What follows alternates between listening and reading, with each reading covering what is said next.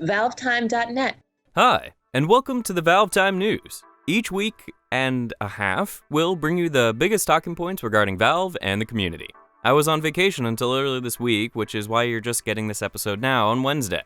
Let's not delay any further, now the news. It was a rather momentous week and a half for Valve after a number of surprise reveals, updates, and releases continued to flow out almost continuously.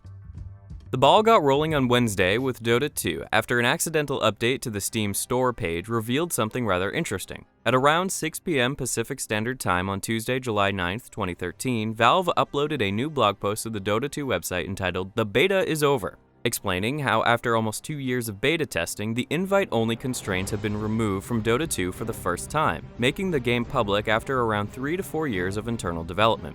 While anyone can now download Dota 2 for free from the Steam store page, there is a catch, as outlined in the Transitioning to Launch Mode blog post released back in late June. For the time being at least, Valve are releasing the game to the community in player waves by introducing a download queue, which will automatically notify the user when it is their time to download the game and play. While the system may initially seem restrictive and counterproductive, an announcement page released alongside the blog post goes into significant details regarding the game's rolling launch, highlighting that their worldwide server hubs currently have enough capacity to host an additional 450,000 concurrent players on top of the 300,000 plus peak player base active each day.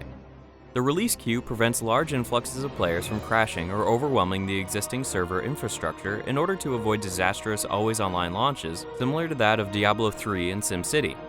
If you're looking to learn more about the release, or you would like to get your hands on the game itself, be sure to head on to the links in the video description to both the Steam store and the Dota 2 blog. We're still deciding whether or not we feel Dota 2 can be reviewed with the traditional video review, so stay tuned for that possibly coming soon sometime in the near future.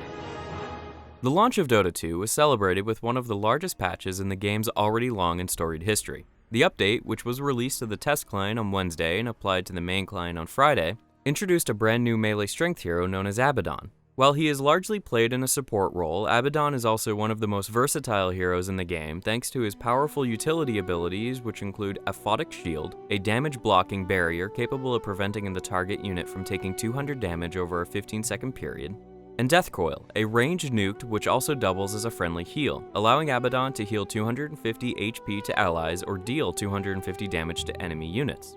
His ultimate, known as Borrowed Time, creates a shield around Abaddon which removes most negative buffs while causing all damage taken to heal him instead of injuring. While support for the Linux and Mac operating systems was added to the test client, Valve are keen to keep the feature away from the main client until a number of key issues have been ironed out. The update also introduced several cosmetic item sets for Anti-Mage, Darkseer, Clinks, Morphling, Doom, Spirit Breaker, and many more. Other cosmetic items included in the update include a new Dragon Scale HUD, the LGD Golden Skipper, Mock the Mandrill, and Smeevil Crab Couriers, and an all-new Defense Grid Announcer Pack. All pick! Congratulations! You've proven your mettle and beaten back the enemy! We now return to our regularly scheduled carnage. The International Interactive Compendium also received multiple major updates, including Smeevil treat rewards for the player card collection minigame, a page for the solo 1v1 championship voting, and a new International Fantasy Challenge. The new fantasy system allows compendium owners to select 8 professional tournament players to place into a fantasy team. Professional players will then automatically generate points for the fantasy teams based on their performance in their respective role as a carry, solo hero, or support. A new spectator drop-down box named Fantasy Points allows viewers of live matches to check out how well players in their fantasy team may or may not be doing. Players will be able to earn new items based on how well their fantasy teams perform each day during the main International 3 tournament in August of this year. For more information regarding this week's Dota 2 patch, head on over to our full write-up on ValveTime.net, Cyborg Matt's full patch analysis, or the official update changelog over on the Dota 2 wiki. Earlier in the Dota 2 segment, we mentioned it was July, and July means summer, mostly, and summer means the Steam Summer Sale, which arrived on Thursday of last week. This year's Steam Summer Getaway Sale event will run from July 11th until July 22nd, and has introduced the return of the lengthy 24-hour daily sales, brief 8-hour flash deals, and the vote-determined community choice. Several new features have been implemented for the first time, including the daily unveiling of trading card support for a number of featured titles currently on sale, including BioShock Infinite and Chivalry Medieval Warfare, and the arrival of a new Summer Getaway badge. Remember the mystery cards we told you about last week? Well, the cards continued to update every 2 days until the sale arrived on Thursday, where they were eventually changed into Summer Getaway trading cards, a set of 10 used to craft the newly revealed badge. Unlike normal game trading cards, Summer Getaway cards can only be received via 3 unique methods, which include crafting other game badges, spending over $10 in the Steam store, and for voting 3 times in the previously mentioned community choice. After collecting all 10 cards and crafting the Summer Getaway badge, the user will be rewarded with limited edition summer-themed emoticons and profile customization, including planes, postcards, and support game backgrounds. While we're not running a daily summer sale summary series like last year, we have included useful links in the video description which you can use to visit the sale fact page and the main Steam store. Happy shopping! After a number of additional preview blog posts this week, the large Team Fortress 2 update Valve revealed last week was finally released. The update, which was released late on Wednesday, introduced 64 new items, a series of 8 new summer-themed crates, a wide selection of weapon balance tweaks, and an impressive number of map fixes alongside 2 new control point maps known as CP Process, a straightforward 5 CP map, and CP Stand-In, a more unusual level with only 3 points, which may be captured in any order and must be held at the same time to claim victory over the opposing team. As teased in the blog post last week, a large number of major changes and tweaks were also made, such as fixes for standard and man vs. machine maps such as Dust Bowl, Badlands, 2 Fort, Gold Rush, Badwater Basin, Coal Town Event, Big Rock, and many more.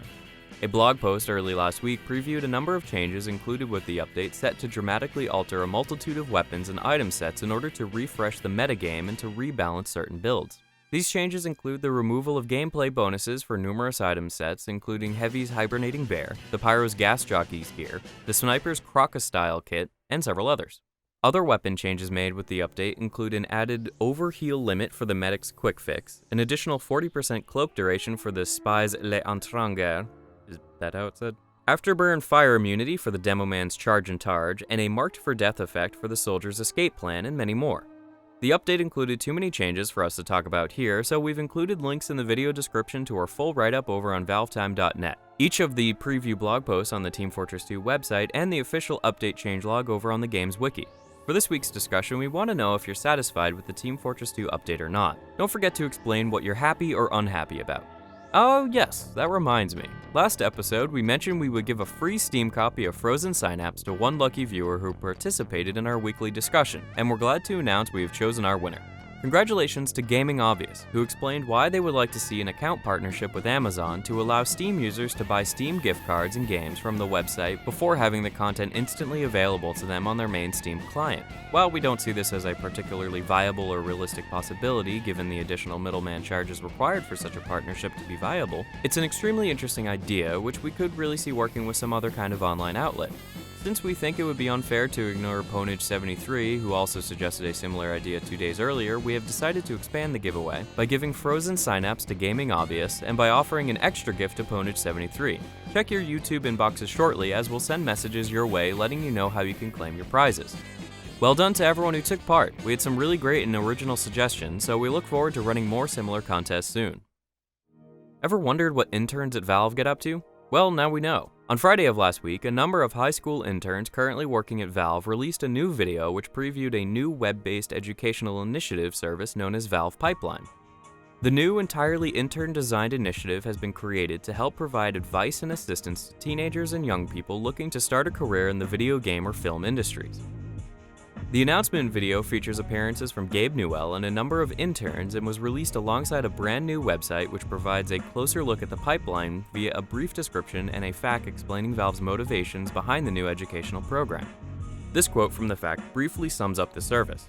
Traditionally, Valve has been a very good place for very experienced video game developers and not so good at teaching people straight out of school. Pipeline is an experiment to see if we can take a group of high school students with minimal work experience and train them in the skills and methods necessary to be successful at a company like Valve.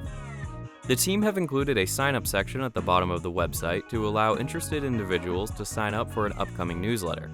While this is by no means some kind of easy foot-in-the-door access for aspiring students or game designers, Pipeline definitely seems like a good opportunity to acquire some insider knowledge and advice straight from Valve's own employees. We've included links to the main Pipeline website and the introductory video in the description should you want to take a look. Earlier last week, Valve employees were reportedly scouting the scene at the Develop in Brighton conference in hopes of opening a new office in the United Kingdom after the company opened an office in Luxembourg last year. While few details were shared about the potential new office, Valve did tell Develop that the Steam-focused Luxembourg SARL office, which is currently manned by 5 employees, could be upgraded to a full development studio sometime in the future as the company continues to expand. The Luxembourg office provides Valve HQ with easier access to European developers, with no massive time zone difference, and we imagine a new office in the UK would only improve their international connections, so we'll be sure to keep you posted if and when we learn more. Remember a few weeks ago when the 4.8 update for Sven Co-op was released alongside a brief hint at a major upcoming announcement for the long-running Half-Life 1 mod? The development team over at Sven Co-op have finally revealed their next major step, as they were recently granted access by Valve to work on their own custom version of the Half-Life engine. The next version of the mod, set for release at an undisclosed time in the near future, will appear as a standalone title on Steam which will be free for all users, meaning a purchase of the original Half-Life is no longer required even though the standalone mod will still feature the original game's campaign. The standalone version will also feature many of the Steam features we have come to know and love, including frequent automatic updates, Steam pipe delivery support, and improved game stability. With access to the engine's original 15-year-old source code, Sven and the team are able to update the engine to feature improvements to Half-Life's version of the original Hammer editor and increase technical limitations, allowing the engine to support larger and more detailed maps and in-game systems. The team have promised to reveal more news and progress updates soon, so we'll keep you posted. Until then, be sure to head on over to our full write-up on ValveTime.net or check out the original news post over on the Sven Co-op website. Tim Larkin, one of Valve's composers responsible for musical tracks found in Dota 2, is set to appear as a guest conductor at the Video Games Live San Diego Comic-Con pre-show on Saturday, July 20th. The show will feature live orchestral performances of musical pieces from a variety of games, including Assassin's Creed, Shadow of the Colossus, Chrono Trigger, Journey, and of course, Dota 2. Saturday's performance, which begins at 6 p.m. Pacific Standard Time, will begin with a 2-hour pre-show before the main event runs until 8 p.m. until 10:30 p.m. Tim Larkin is set to take the stage as the guest conductor during the pre-show for 10 minutes at 6:10 p.m.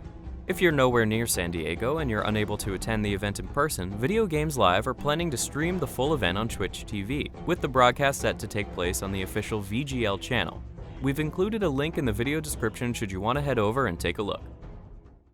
In merchandise news, the Valve store revealed that NECA's Gravity Gun full-scale replica has finally been released, and is now available from retailers worldwide. We've included a link to NECA's original reveal page in the video description should you want to take a closer look at the zero-point energy field manipulator. Early last week, we were sent a video by community member James Beagle, highlighting a video of something we've never really covered on the show before. The video in question, currently being shown on screen, features an astonishingly good segmented speedrun of Half-Life 2 by the team over at sourceruns.org. The team, which consists of around 14 individuals, spent over 600 days attempting to complete the 1 hour, 27 minute, and 51 second world record-breaking run, which they have dubbed Half-Life 2 done with a high magnitude of velocity. While we won't spoil much more of the speedrun for you here, we recommend you keep an eye out for a few select moments of intense brilliance, with our favorite section undoubtedly being the Highway 17 and Sand Traps chapters. If you want to check out the full DWAHMOV speedrun for yourself, be sure to head on over via link in the video description or the annotation link set to appear on the screen in a few moments. That brings us to the end of another week and a half of Valve news. Don't forget to head on over to our Steam Workshop Dota 2 Announcer Pack submission to rate us positively. We're almost reaching the 1,000 mark, so we're quite excited. We'll be back to our regular weekly schedule at the weekend, so try to enjoy the summer sale until then. Just watch those wallets. Thanks for watching, and bye for now.